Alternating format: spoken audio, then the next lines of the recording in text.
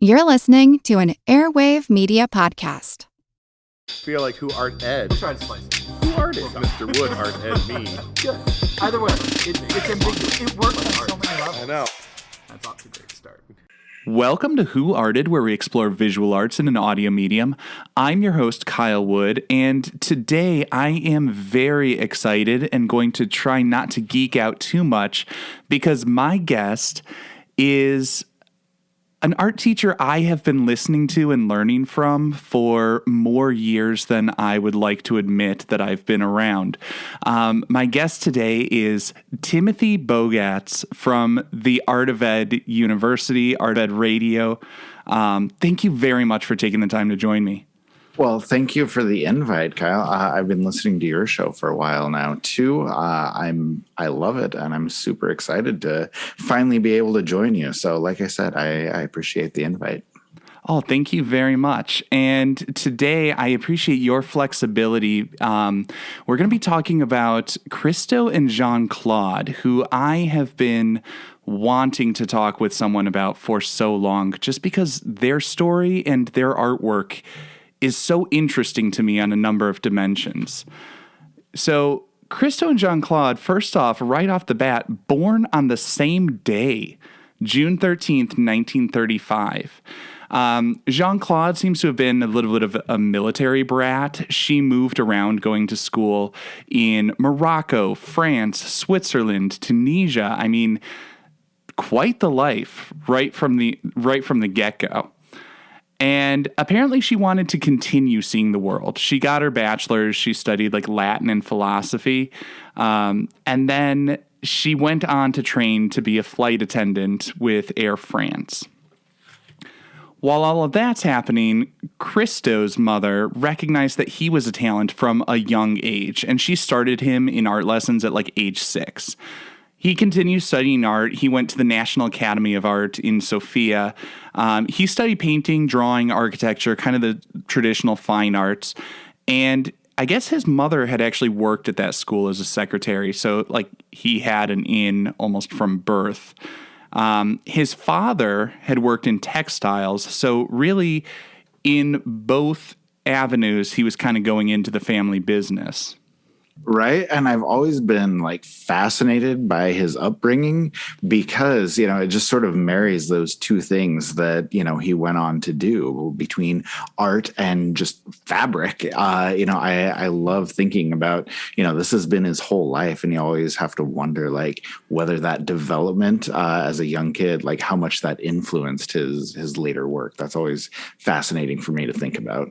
Oh, absolutely. And that's why I always start with the context, because it's like that biographical information. I love seeing how these threads and these seeds that are planted early on in someone's life just bears out later on in their work. And so Christo, really interesting life, as I said, an exciting character. Like, this is the kind of thing from a movie. 1957, he bribes a railroad employee who sealed him up in a freight car, and he goes to make his way to Vienna. And while he's in Vienna, he goes to the art school, Vienna's Academy of Fine Art. He supports himself doing odd jobs, washing dishes, and I guess he felt like painting classical portraits was kind of on that same level of something he will do to pay the bills, but he wasn't too thrilled about it because he did not sign his name, Christo, on them. He would sign like his family name. I guess he was embarrassed to be doing stuff that wasn't so creative, just the technical arts, but had no problem sullying his family name and putting that on there. The gig economy was alive and well in the mid-20th century. But that actually led to something that was pivotal in his life, aside from where he was, getting into Vienna and eventually making his way to France. While he was doing those gigs painting portraits, that's how he met Jeanne-Claude. He was basically hired to paint a portrait of her mother, and I have read accounts that indicate he was a little bit more interested in her sister right from the get-go, right when they met. Interesting. No, I was not familiar with that because, like, I knew about, you know, the idea that he met Jeanne-Claude when he was doing the family portrait. I've always thought, wow, that is really serendipitous, and like that's a good love story. But now you're throwing a wrench into that with the idea that he's more interested in the sister. I had no idea. Well, that and to admit that seems Right. not a bright move. But yeah, I saw that somewhere in an interview, and you know, the love story between Christo and Jeanne-Claude I have always found to be absolutely beautiful because they meet serendipitously as he's painting a portrait of her mother, and it sounds like it was kind of fairy tale love at first sight. I mean, she says, like I said, she studied Latin and philosophy. She was going to be a flight attendant and fly around the world, but she got into the arts because Christo was into the arts, and because, and you know, setting aside the problematic feminist lens perspective on all of that, just the idea that she loved him in such a way that she wanted to be working with him professionally as well as in that romantic relationship, and that he loved her and was so dedicated to her, he continued to bring the arts that they planned together into the world years after she passed away. I mean, they both seem to have been very devoted to each other. Oh, absolutely. And I think that, you know, that creativity that comes from collaboration, you know, they had that at a level that, you know, I can only imagine. Just, you know, them playing back and forth with ideas, just listening to them talk about how they collaborate, how they work together. You know, it was just like a match made in heaven, both with the love story, but also with the creativity and all of the art that came from it as well. Yeah, absolutely. And with that idea, like you said, that they're bouncing ideas off of each other, they were working with other people as well and learning from other people. One of the things I've seen as influential in their development was 1958, Christo's going to the World's Fair in Brussels. He sees the American avant-garde art scene there, and 1961 is kind of when they got the first solo exhibition. This was a bunch of like dockside packages. We see him wrapping things in fabric at that time, but it's sort of smaller objects. And I guess, you know, because everybody in the art world seems to know each other, he's going to like Yves Klein's apartment and wrapping human beings. But then he realized like fashion designers have kind of covered that ground. So he's looking for other stuff. And that's where he and Jeanne-Claude got the idea of wrapping buildings. Okay, before we dive into the wrapping public buildings, can we talk about Yves Klein for just a minute, because he fascinates me. Like, have you? I could talk about Klein for you know. There's a lot. I know. You haven't done an episode on him, have you? I don't. No, think I'll have so. to have you back at some point. Oh man, I would love to. But yeah, just the things that I always talk to my students about with Yves Klein. He invented his own color, International Klein Blue, like invented it and named it after himself. It's a beautiful blue, by the way. It is a gorgeous blue. He is a judo master, like 4th or 5th degree black belt in judo. He literally wrote a book on judo. He was convinced he could fly by the force of his own will. Yes, he's got an entire photograph documenting it called Leap into the Void, which is also fascinating. And then he wrote the Monotone Symphony, which was 20 minutes of a single note followed by 20 minutes of silence. And that's his entire symphony. Like, the guy is just, he's fascinating with what he came up with. And I still can't decide if I find him fascinating or insufferable. Yeah. I think to read about is fascinating, but I think if I met him, I would have a hard time. Yeah, if I can just admire International Klein Blue from a distance and never have to talk to him, I think that's the ideal situation. Yeah, I mean, it is a gorgeous blue, though. In all fairness, absolutely gorgeous. And the world needs good blue pigments. Absolutely. So, all right, let's go back to Christo and Jeanne-Claude. Back to our main subject. So one of the things Christo and Jeanne-Claude are known for is the wrapping of the buildings. I mean, they do these monumental installations, or I guess they did, these monumental installations wrapping the Reichstag, wrapping islands, the coast of an island wrapped in fabric. One of the largest pieces, or one of the latest pieces, the two of them realized together, was the gates in New York. Yes. That was 2005, I want to say. Yeah, 2005 in New York City. Yep. And, a lot of what they're doing is just transforming a space.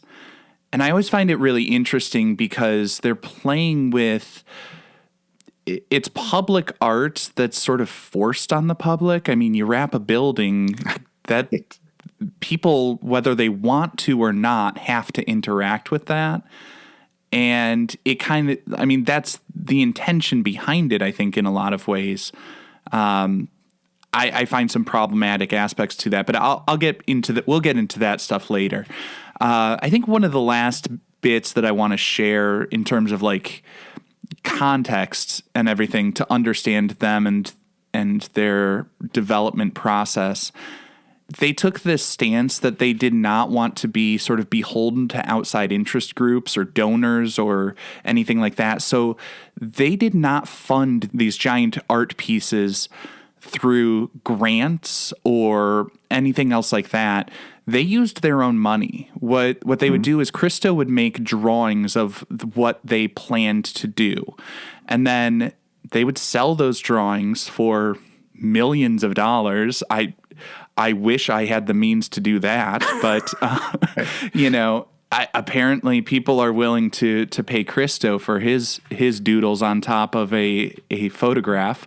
Well, and I mean, like, if I had the money, I absolutely would do that, because not only are you receiving an original artwork from Christo, but you're helping to fund like the project that's upcoming. So I really love the idea. But like you said, it's a brilliant way not only to make money, but also to be able to fight for your artistic vision. Or you don't even have to fight for it. You have this clear vision of what you want. Like you said, you're not beholden to anyone else, and being able to fund everything yourself really allows them to follow through on the vision that they have.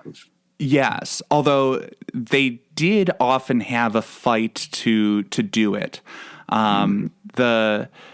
The process also would involve setting up a corporation for every one of these massive installations, so that they would have a staff who were doing the environmental impact studies and all of that stuff that is not nearly as fun to look at or talk about, but I think is worth acknowledging because it is an important part of what they did. They're making art that's out into the world, and they did give thought to the impact on the world. So the materials were industrially recycled afterwards. They did do their due diligence. They did the research to make sure that they are not destructive. Because when I think about fabric floating around an island, I think of all of those poor sea creatures. But apparently they did too. And they had teams of professionals who were thinking about that. And I think it's important to be mindful of that. There is controversy around it, but I think they did the best they could to mitigate the risks involved with it. And like you said, they have teams. I'm thinking of the pink wrapped islands that from Miami. And I don't remember exactly what that's called. I apologize, but I know they wrapped like 11 different islands with this pink fabric, which is absolutely gorgeous. But, they had a team of marine biologists making sure that there is not, an environmental impact. They had, those biologists and their crews also cleaning up the islands, like all of this trash, all of this debris. The engineers, the construction crews, part of their job was to clean up the environment. They're trying to leave things even better than they found them. And this was way back in 1983, I think that was made. And so, 40 years ago, they were worried about the environment. And so I think that's something important to bring up. Just sharing that they were conscious of all of these things for as long as they've been working. Yeah, because it is an important piece of it. I mean, I don't think they're quite Andy Goldsworthy with the Right. The way that they interact with the environment, but they're not Exxon either. Yeah. They definitely were mindful in trying to do their best with what they could. And I think since we kind of were talking about the islands being wrapped, that probably is as good a segue as we're going to find to this piece we're looking at, specifically the Floating Piers. Now, this one was an installation in 2016. June 18th through July 23rd, Christo and his assistants used 100,000 square meters of this bright yellow, almost gold fabric to transform Lake Iseo in Italy. And basically what they did was they put this fabric on top of polystyrene cubes. So it became this floating bridge. It's like just at the surface of the water so that people could have that sensation of walking on water. I mean, as you step, from what I understand, it would sink a little bit. The water would get on, like your feet would get wet. The fabric would get wet and it would move with the undulating water. Estimates are somewhere between 72,000 and 100,000 people a day went to this. So like 1.2 million people over those 16 days got to walk on water and have this bridge connecting a small island to the mainland. So now I would like to give you the opportunity to share your thoughts, your reactions. What do you see in this piece? What's jumping out at you? Well, I'm fascinated by the piece and by the experience, I guess, as well. Like we talked about the islands that were wrapped previously, but that was only a visual experience. And I think to be able to turn this into more of a tactile or more of a physical experience, I think is something that conceptually is really impressive. And I love the fact that they just kind of sat on this idea for like 45 years, because I think 1970 was when they first came up with this. And, it wasn't realized until 2016, which I think is incredible that they spent that much time or were willing to come back to it after that long. But visually, like I said, it's striking because it stands out from the water. The bright yellow fabric, it creates this incredible contrast, not only with the water, but with the hills, with the mountains surrounding it.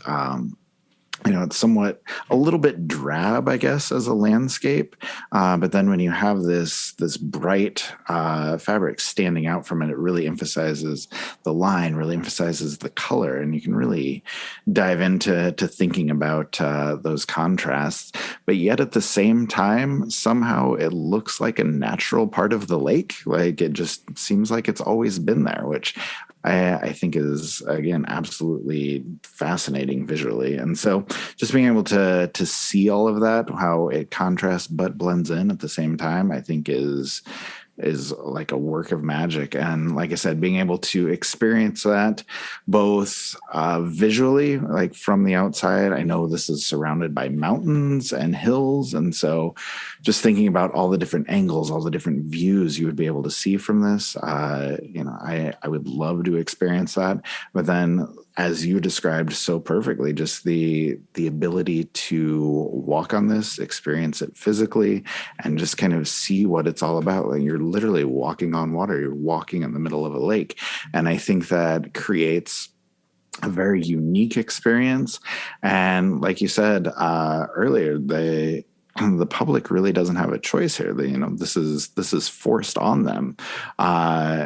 But I think looking at it, experiencing it, is going to be a positive experience for almost anyone who is lucky enough to be a part of it there. So anyway, I'm not sure which of those things you want to respond to, because I talked a lot, but there's a lot of exciting stuff happening in this work. There's a lot in there, and I think you covered so many of the things that I was thinking of too. The contrast between the yellow and the water. I mean, we're talking near opposites. It's practically a complementary color scheme there. Mm-hmm. And that does create this visual shock as you see it right off the bat. Even before you've touched it, you get this sense that the landscape is transformed. And I think it's not just the color scheme, but as you said, it's surrounded by water and mountains and trees. It's this natural environment, but that gold element is clearly artificial. It is so hard-edged and geometric. I mean, the fabric around that tiny island, it's like a rectangle around it. It changes the silhouette from an organic shape to a geometric one. And the land bridge is straight lines as a pathway. And I think one of the things that I go back and forth on as I look at this, because the experience of it to me sounds so magical. And like, that's the most exciting part to me, is the way it makes the world a magical place for a little while. It's a little bit surreal. It feels like wish fulfillment to some extent. But I wonder, how different would the experience be if that fabric were camouflaged? I wonder about the sensation if I couldn't see the bridge, if I looked down and that fabric matched the water. Right. And then you feel yourself sinking ever so slightly with each step you take. Like, yeah, that would be fascinating and disconcerting. I'm not sure what that experience would be like. Yeah. I think some people would find it horrifying and others exhilarating. But that's the one thing that I kept thinking about, because the thing about Christo's work in my mind is I guess, Christo and Jeanne-Claude. I mean, this was the first piece. This was the first really large piece that Christo completed after Jeanne-Claude had passed away. And I still would credit the two of them for this piece, because as you had mentioned, the two of them came up with it together back in the 70s, and he was just able to bring it to life later on. But I really wonder about, like, a big part of their work was all about creating this barrier and this intrusion into a space to make you rethink the role of the arts and society and all of these things coming together and how we interact with them. But I really wish with this one it could have been camouflaged. That's like the one note I'd have for them, and I'm sure they would really care about my opinion on that. Possibly. I gotta say that, like, I disagree. Like, I think, from an experiential lens, like, I think it would be more fun to take that walk on camouflage. But visually, like, this works for me. This screams Christo and Jeanne-Claude to me. I feel like it fits in with everything else they've done. And, I think the thing I maybe love most about it is that contrast that we talked about, that yellow laying so nicely on the surface of the water, but yet standing out so brilliantly. And so I think, although camouflage could be fun, I'm sticking with the yellow on this one. That's fair enough. I would definitely agree. It does fit in with their style over, the course of their body of work. I mean, that is a choice that clearly is in line with the way that they have done things. I guess I'm giving away all of my position here. I generally don't like the aesthetics. I don't like the look of their stuff. I find the concepts interesting. I find the experience of it interesting. But I'm not a fan of the look of a lot of it. Is this why you would not be buying drawings from Christo? It's one of the reasons. I mean, that, and I don't think my bank would cover the check for me. Fair. Yeah. Anything else you want to say about this one? No, I don't think so. Can I share a story really quickly, though? Always. Okay. So I live in Omaha, and I was lucky enough to see a talk that Christo and Jeanne-Claude gave in 2007, 2008, just a year or two before Jeanne-Claude passed away. They came to Contemporary Art Gallery that we have here in Omaha.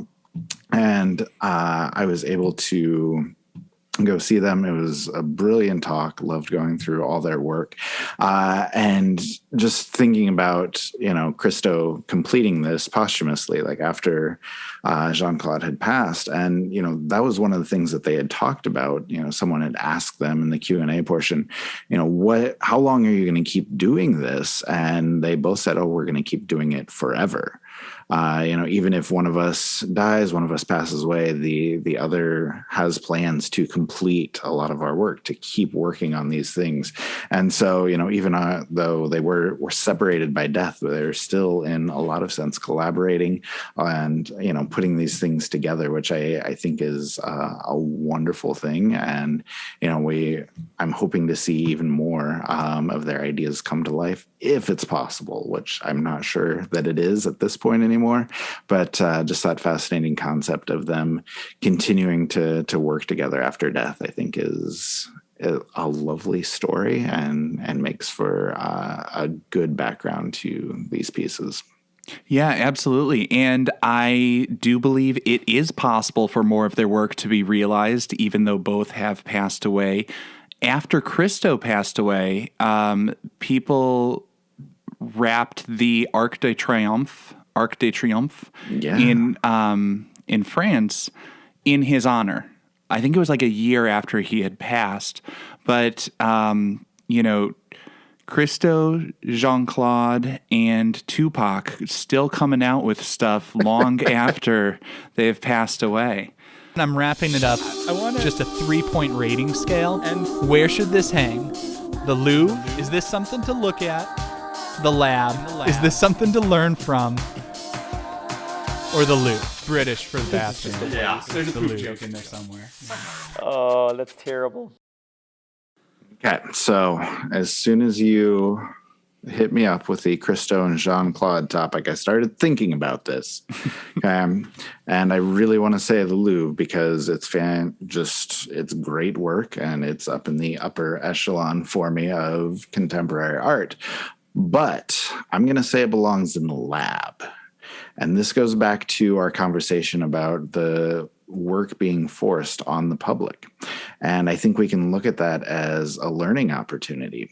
And because when these huge works are created, they cross over from the art world into popular culture, into the news. Like, it is a worldwide news article when the Arc de Triomphe gets wrapped. And so I think it gives an opportunity for people who don't know about art, who haven't experienced a lot of this art, to learn about Christo, about Jeanne-Claude, and about whatever may develop from there. And so I think given those opportunities, given the scale of attention that their pieces get, I think this is, like I said, a perfect chance for people to learn from them. So I'm going to say that this belongs in the lab. Interesting. I always try to find a way to disagree with people, but that's really hard to disagree with. Since you have covered the Louvre and the lab, I'm going to make the case for the Louvre. This hurts. Before I even hear it, this hurts me. But go on. And I don't mean that necessarily in the insulting of the artwork. This is a waste. But I think I think this category can also be used to describe pieces that don't need to be around forever. For pieces that are ephemeral and that we're okay with letting go of.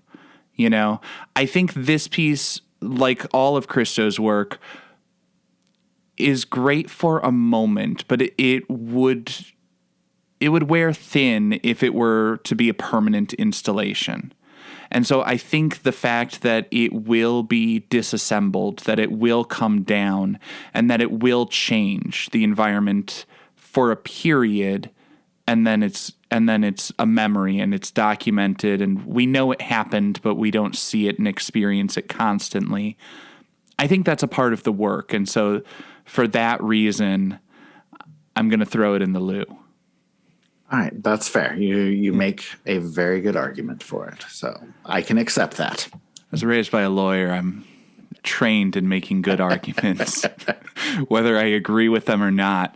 But I do want to wrap this up by just saying, once again, thank you so much. This is a surreal experience for me, getting to actually sit down and talk to an educator that I have looked up to and learned from for years. Thank you very much.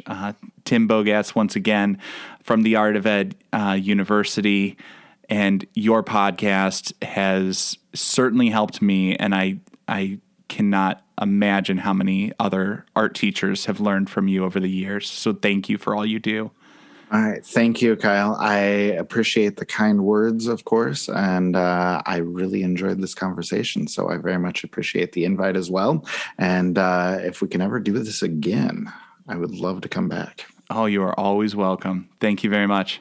This concludes this week's episode of Who Arted. If you found this tolerable, please like and subscribe on Apple Podcasts, Spotify, or wherever you're listening. You can find images of the work being discussed this week and every week in the show notes, on Twitter @WoodArtEd, and on the website whoartedpodcast.com. Podcast done.